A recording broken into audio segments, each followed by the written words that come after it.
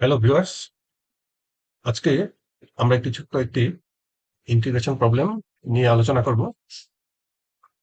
এখানে যেটি দেওয়া আছে সেটিকে একটি ভেরি সিম্পল ট্রিকের মাধ্যমে আমরা সিম্পলিফাই করে ইন্টিগ্রেটটি কমপ্লিট করব।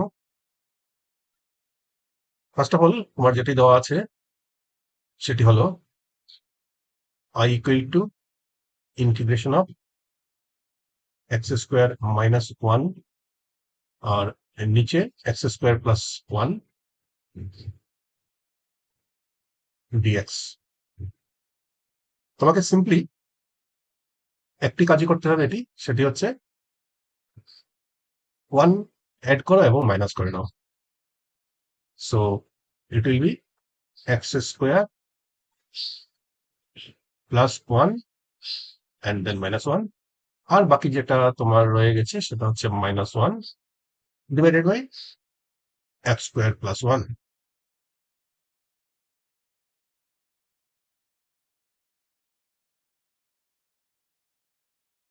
সো এটাকে ফার্দার একটু সিম্পলিফাই করে আমরা দেখব যে x square plus one minus two divided by x square plus one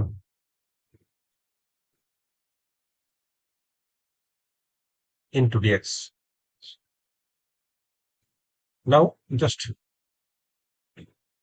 এটিকে দুটো স্প্লিট করে নাও এবং এক্ষেত্রে আমরা পাবো x square plus one by x square plus one, that is one, and into dx you will get only dx, and then minus integration of 2 divided by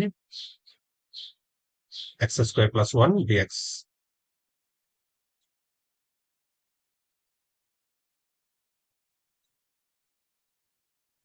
এবার simple integration formula তোমাকে just apply করতে হবে এবং এখানে integration of dx হচ্ছে x minus integration of 1 by x square plus 1, এটি হবে tan inverse x, so 2 into tan inverse x plus c, তোমাকে একটি কনস্ট্যান্ট নিতেই হবে।